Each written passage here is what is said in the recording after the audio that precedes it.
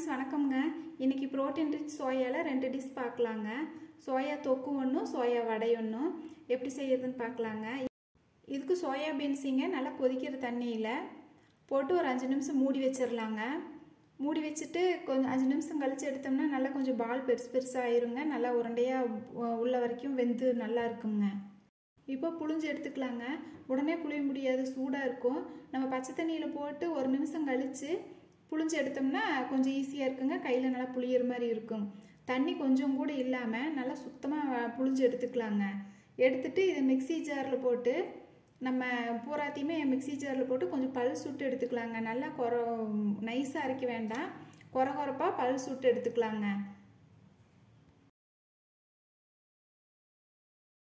தொக்குக்கு ready பண்ணிக்கலாங்க இப்போ வாணலி வெச்சுங்க எண்ணெய் விட்டு ஒரு சோம்பு நட்சத்திர சோம்பு 2 ஏலக்காய் கொஞ்சம் பட்டை 2 கிராம்பு சோம்புங்க சீரகம் கொஞ்சம் கசகசா எல்லாம் சேர்த்து பொரிஞ்சதுங்க வெங்காயத்தை போட்டுக்கலாங்க வெங்காயம் போட்டு வதங்கினதும் ஒரு தக்காளி போட்டு வதக்கிக்கலாங்க தக்காளியும் வெங்காயம் வதங்கின பின்னாடி இஞ்சி பூண்டு பேஸ்ட் போட்டுங்க பச்சை வாசம் போக வரைக்கும் வதக்கிக்கலாங்க அது வதங்கினதும் தயிர் 2 ஸ்பூன் சேர்த்து அதையும் வதக்கி விட்டுட்டு இப்போ கரம் மசாலாவும் மஞ்சத்தூளும் மிளகாத்தூள் மூணும் போட்டு நல்லா வதக்கி விட்டுக்கலாங்க நல்லா வதங்கி வரட்டுங்க எண்ணெய் பிரியிற அளவுக்கு வதங்கி வந்துருச்சுங்க இப்போ சோயா பீன்ஸும் டேஸ்ட்டுக்கு அளவா உப்பும் போட்டு அந்த உப்பு கரையிற கொஞ்சம் தண்ணி தெளித்து நல்லா கலக்கி விட்டுக்கலாங்க இது நல்லா வதங்கட்டுங்க வதங்க முன்னாடி இது கூட கொஞ்சம் தேங்காய் பால் சேர்த்திக்கலாங்க டேஸ்ட் நல்லா இருக்கும் தேங்காய் பால் சேர்த்தி நல்ல ஒரு வதங்கினதும் இறக்கிலாங்க இது வந்து சாப்பாட்டுக்கு இட்லி தோசை சப்பாத்தி எதுக்காக இருந்தாலும் டேஸ்ட்டாக நல்லா இருக்குங்க கொஞ்சம் உப்பு பத்தலதுனால லாஸ்ட்டு உப்பு போட்டணுங்க உப்பு பத்தாத மாதிரி இருந்ததுன்ட்டு உப்பு போட்டு இறக்குனேன் இப்போ வடைக்கு ரெடி பண்ணலாங்க எடுத்து வச்சுருந்த சோயா கூடங்க 2 ஸ்பூன் கார்ன்ஃப்ளவர் சேர்த்திக்கலாங்க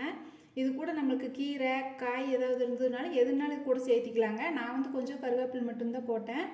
போட்டு வடை மாதிரி தட்டி எடுத்து தோசைக்கல்ல கொஞ்சம் எண்ணெய் விட்டால் போதுங்க எண்ணெய் விட்டு அதில் எடுத்து வேக வச்சுட்ருக்குறேன் இதையவே வந்து நம்ம உருண்டை பிடிச்சி எண்ணெயில் பொரிச்சு எடுத்தோம்னா கோலா உருண்டைங்க வெஜ்ஜு கோலா உருண்டை சூப்பராக இருக்குங்க எண்ணெய் அதிகமாகவே பிடிக்கலிங்க போட்ட எண்ணெயே மிச்சம் இருக்குது அப்படியே இருக்குது நல்லா வெந்துருச்சு 2 சைடும் நல்லா வெந்துருச்சு முருகலா குழந்தைகளுக்கு பெரியவங்களுக்கு எல்லாமே கொடுக்கலாங்க நல்லா டேஸ்ட்டாக இருக்குது ரிச் ப்ரோட்டீனும் கூட ப்ரோட்டீன் வேணும் அப்படிங்கிறதுக்கு நம்ம வேறு நான்வெஜ் எடுக்க முடியாத சமயங்களில்